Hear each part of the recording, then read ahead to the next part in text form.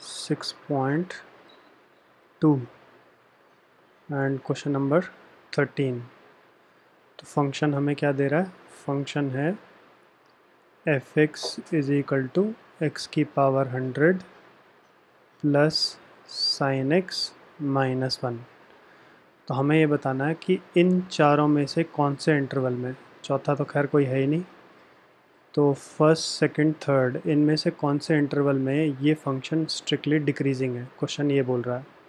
तो सबसे पहले तो इसको डिफरेंशिएट किया तो डेरिवेटिव आ गया 100 एक्स की पावर 99 और साइन का डेरिवेटिव आ गया cos x। तो अब जो पहला इंटरवल है फॉर 0 से लेके 1 तक, x क्या है इसमें? x हमेशा ही पॉजिटिव है, x ऑलवेज पॉजिटिव। अगर ये पॉजिटिव है तो ये टर्म भी पॉजिटिव होगी हमेशा, और x पॉजिटिव है तो cos का जो वैल्यू आएगा वो भी हमेशा ही पॉजिटिव आएगा। ठीक है, तो इसका मतलब क्या हुआ? For this F dash x हमेशा ही पॉजिटिव होगा। तो इसका मतलब क्या हुआ? इसका मतलब F x is strictly increasing इस इंटरवल में। हमें तो क्या चाहिए? डिक्रीजिंग चाहिए, तो इसलिए ये ऑप्शन गलत है। फिर ये तो हो गया ए के लिए। अब बी के लिए एवेलुएट करते हैं। बी क्या है? π/2 से लेकर के पाई। तो ये कौन सा क्वाड्रेंट है? ये है हमारा second quadrant, which is second quadrant. ठीक है, और सेकंड क्वाड्रेंट में cos x का जो वैल्यू होगा वो नेगेटिव होगा, लेस देन 0। बट अब इसका वैल्यू हमें देखना है कि इसका वैल्यू इससे बड़ा है या छोटा है। तो π/2 से पाई का मतलब क्या है? π/2 का मतलब हो गया 1.57। पाई हमने बोला 3.14 डिवाइडेड बाई 2, और पाई का मतलब हो गया 3.14। तो इस इंटरवल में फॉर दिस 100 x की पावर 99 ये हमेशा ग्रेटर होगा cos x से, क्योंकि इसकी वैल्यू हमेशा बड़ी आएगी। cos x की सबसे छोटी जो वैल्यू होती है -1 होती है, क्योंकि cos x जो है कहाँ से कहाँ तक होता है? -1 से लेकर के 1 तक होता है। तो वो कभी भी इससे बड़ा नहीं आएगा, क्योंकि यहाँ 1.57 भी अगर मैं सबसे छोटी वैल्यू डालूँगा तो भी वो 100 से बड़ा जाएगा। तो this term will always be greater than this. तो अगेन इसका मतलब ये हुआ कि एफ डैश एक्स जो है ग्रेटर देन 0 है इसमें। तो एफ एक्स क्या हो गया? एफ एक्स इज़ इंक्रीजिंग हो गया। ठीक है, तो इसलिए ऑप्शन नंबर बी भी हम रिजेक्ट कर देते हैं। अब आ जाओ ऑप्शन नंबर सी, 0 से लेके π/2। तो ऑप्शन सी है 0 से लेके π/2, और फॉर दिस ये तो है ही क्या? First quadrant, which is first quadrant. तो फर्स्ट क्वाड्रेंट होने की वजह से 100 x की पावर 99 प्लस cos x दोनों ही पॉजिटिव होंगे, यानी एफ डैश एक्स इसमें भी ग्रेटर देन 0 हुआ। तो अगर ग्रेटर देन 0 है तो स्ट्रिक्टली इंक्रीजिंग हो गया, स्ट्रिक्टली इंक्रीजिंग हो गया। तो इसका मतलब फाइनली ऑप्शन जो बचा मेरे पास डी बचा, बस यही इसका आंसर है। ठीक है, क्योंकि ये भी मेरा इनकरेक्ट हो गया, हमें डिक्रीजिंग बताना है। इसके बाद आ जाओ क्वेश्चन नंबर 14। तो 14 में ये हमें फंक्शन दे रहा है। तो इंक्रीजिंग डिक्रीजिंग का कोई भी क्वेश्चन है, सबसे पहले तो आप इस फंक्शन को डिफरेंशिएट तो कर ही लो फ़िलहाल। तो पहला स्टेप मैंने क्या किया? इसको डिफरेंशिएट कर दिया। 2x प्लस ए, ये मेरा डेरिवेटिव आ गया। तो अब मुझे a बताना है ताकि ये फंक्शन हमेशा इंक्रीजिंग हो। तो फॉर इंक्रीजिंग, अगर स्ट्रिक्टली इंक्रीजिंग होगा, इंक्रीजिंग के लिए एफ डैश एक्स मेरा क्या होना चाहिए? Greater than 0। इसका मतलब 2x प्लस a मेरा हमेशा ही 0 से बड़ा होना चाहिए, यानी a मेरा हमेशा -2x से बड़ा होना चाहिए। अब x मुझे क्या बोला गया है, मुझे क्वेश्चन ने बोला कि x बिलोंग करता है 1 से लेके 2 तक, 1 से 2 के बीच में, ठीक है। तो इसका मतलब ये हुआ कि अगर मैं x को सपोज़ 1 लेता हूँ, इफ़ x अगर 1 है तो a मेरा क्या आएगा, यहाँ पर डालेंगे तो ग्रेटर देन -2 आएगा, और इफ़ x मेरा अगर 2 है तो 2 लेते हैं, x मेरा अगर 2 है तो a मेरा ग्रेटर देन -4 हुआ। तो अब इन दोनों को मैं अगर नंबर लाइन पे ऐसे प्लॉट करूँ तो छोटा वाला पहले फिर बड़ा वाला, तो हम कह रहे हैं -2 से ग्रेटर है, यहाँ पर बोल रहे हैं -4 से ग्रेटर है, तो फाइनली रिजल्ट हमेशा आगे वाला होता है। तो अगर -2 से बड़ा है तो इसका मतलब -4 से भी बड़ा है। तो इन दोनों से रिजल्ट क्या निकला, a मेरा -2 से बड़ा है। तो अगर -2 से बड़ा है तो मिनिमम वैल्यू क्या हो गई, minimum value of a is -2, ये मेरा आंसर है। तो फिर से एक बार ब्रीफली डिस्कस कर रहे हैं। क्वेश्चन ये कह रहा है कि ये हमें फंक्शन दे रहा है और ये फंक्शन इंक्रीजिंग है इस इंटरवल में, तो मुझे लीस्ट वैल्यू बतानी है a की, मिनिमम वैल्यू क्या हो सकती है। तो हमने पहले इसका डेरिवेटिव लिया और क्योंकि इंक्रीजिंग है तो ग्रेटर देन 0 वाला लगा दिया, तो यहाँ से निकला a greater than -1 minus a greater than -2x, ठीक है। अब x का वैल्यू मेरा 1 और 2 के बीच में कहीं भी हो सकता है, तो मिनिमम मैंने 1 डाला तो मेरा a का वैल्यू यह आ रहा है, 2 डाला तो a का वैल्यू मेरा यह आ रहा है। तो इनको नंबर लाइन पे डाल के देखा कि कौन सा आगे का रिज़ल्ट है, आगे मतलब एरो इस तरफ आ रहा है, इसका भी एरो इस तरफ है, तो आगे वाला जो एरो होगा वही मेरा रिज़ल्ट होगा। तो अगर क्योंकि हमने बोला अगर x -2 से बड़ा है तो -4 से तो बड़ा होगा ही होगा, वो तो ऑटोमेटिकली है। तो इसका मतलब मिनिमम वैल्यू इसकी -2 हो गई, बस ख़त्म। इसके बाद आ जाओ क्वेश्चन नंबर 15। 15th में ये हमें फंक्शन दे रखा है, फंक्शन है x प्लस 1/x। तो इसको हम थोड़ी देर में डिस्कस करते हैं, पहले इसके इंटरवल निकाल लेते हैं, कहाँ पे इंक्रीज़ कर रहा है कहाँ पे डिक्रीज़ कर रहा है। तो उसके लिए पहले डेरिवेटिव ले लिया, x का 1 हो गया, 1/x का -1/x² हो गया, फिर इसका एलसीएम लिया, x² - 1 ओवर x², तो ऊपर मेरे फैक्टर्स बन गए ऐसे x-1 और x+1 डिवाइडेड बाई x²। तो अब जो फैक्टर्स हैं उनको एक एक करके ज़ीरो डाला, इसको ज़ीरो डाला, इसको ज़ीरो डाला और x को भी ज़ीरो डाल दिया क्रिटिकल पॉइंट निकालने के लिए। तो x1 आ गया, यहाँ से x मेरा -1 आ गया और यहाँ से x तो है ही 0। तो अब इनको नंबर लाइन पे लिया, तो सबसे छोटा -1, फिर 0, फिर 1, फिर इन्फिनिटी और इधर -इन्फिनिटी। तो अब इंटरवल बना लेते हैं। इंटरवल बना पहला -इन्फिनिटी से -1, दूसरा बना -1 से लेके 0, फिर बना 0 से लेके 1 तक, फिर बना 1 से लेके इन्फिनिटी तक। ये मेरा इंटरवल है और यहाँ पर जो फैक्टर्स थे x-1, x+1, x² और रिज़ल्ट यहाँ पे f'(x), ठीक है। तो -1 से छोटा कोई वैल्यू -2 डाला तो ये तो नेगेटिव होगा, ये भी नेगेटिव होगा, ये हमेशा ही पॉजिटिव होगा, तो रिज़ल्ट इज़ पॉजिटिव। -1 और 0 के बीच में कोई वैल्यू डाला, सपोज़ -0.5 डाल दिया तो ये मेरा नेगेटिव होगा, ये मेरा पॉजिटिव होगा, ये तो हमेशा पॉजिटिव, तो रिज़ल्ट इज़ नेगेटिव। अब 0.5 डाल दिया मान लीजिए हमने, तो भी ये नेगेटिव होगा, ये पॉजिटिव होगा, ये पॉजिटिव होगा, अगेन ये नेगेटिव आ गया। 1 से बड़ा 2 लिया तो 2 डालेंगे तो ये पॉजिटिव, 2 यहाँ डालेंगे तो पॉजिटिव, ये तो है ही पॉजिटिव हमेशा, तो रिज़ल्ट इज़ पॉजिटिव। तो यहाँ इंक्रीजिंग है, यहाँ इंक्रीजिंग है, इन दो जगह पे ये डिक्रीजिंग है। तो कंक्लूजन पहले लिख लेते हैं, f(x) इज़ इंक्रीजिंग कहाँ पर, -इन्फिनिटी से लेके -1 यूनियन 1 से लेके इन्फिनिटी पे, ठीक है, एंड डिक्रीजिंग स्ट्रिक्टली और वर्ड लगा लो, स्ट्रिक्टली इंक्रीजिंग, यहाँ पर स्ट्रिक्टली डिक्रीजिंग, कहाँ पर, -1 से 0 यूनियन 0 से लेके 1 पे, ठीक है।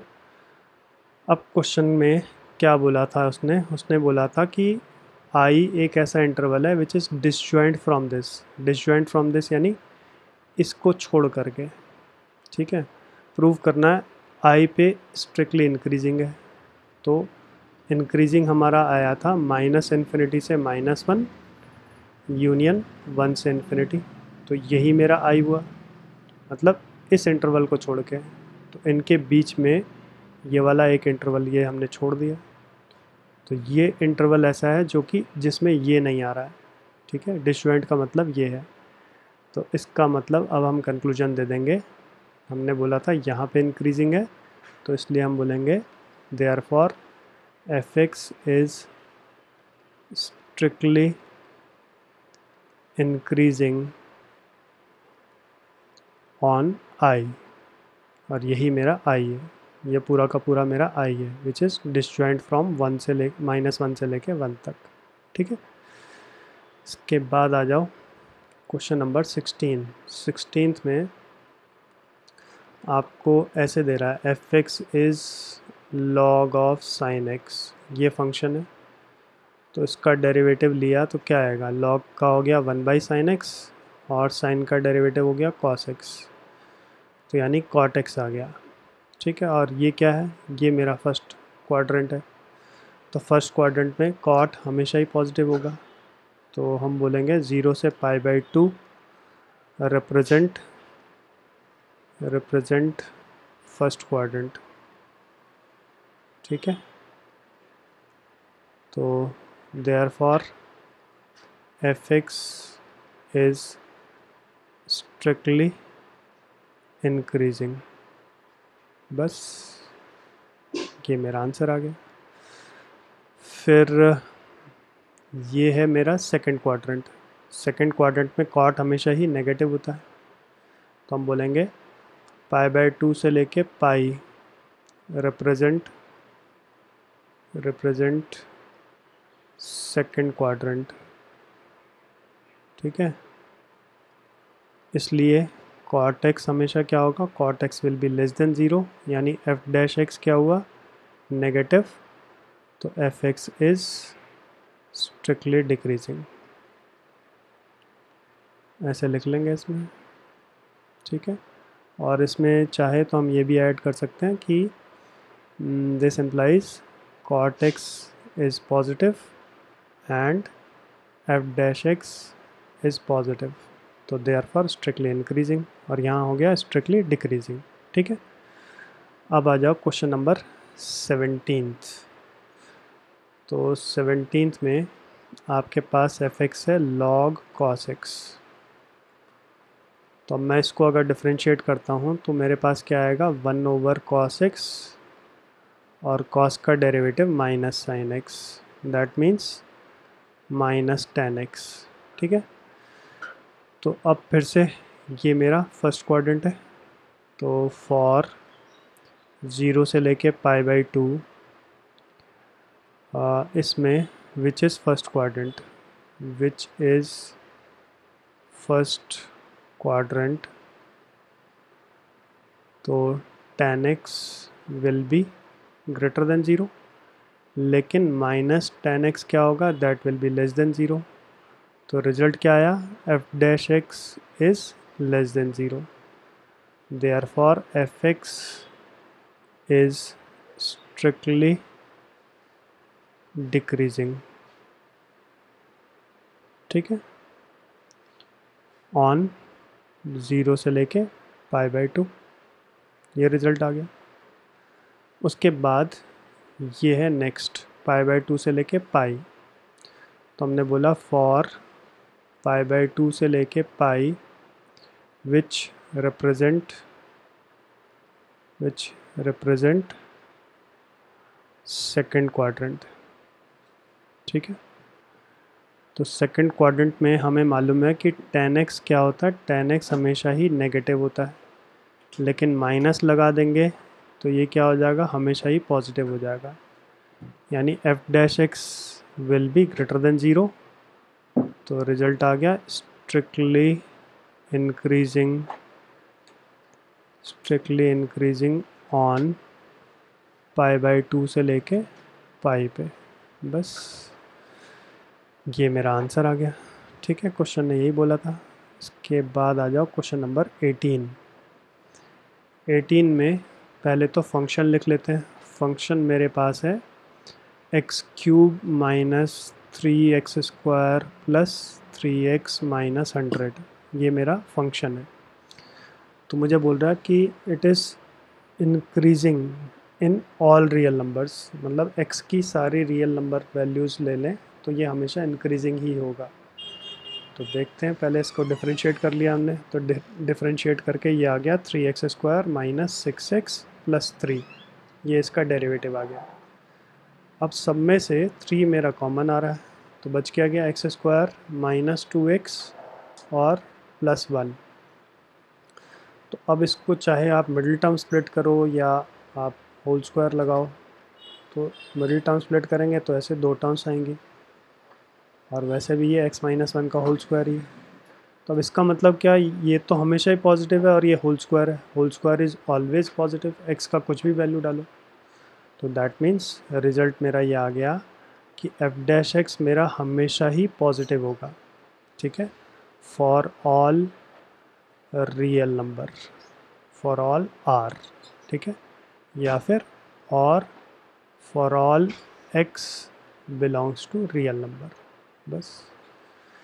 तो that means it is always strictly increasing, therefore fx is strictly increasing, ठीक है। ये मेरा आंसर आ गया इसमें।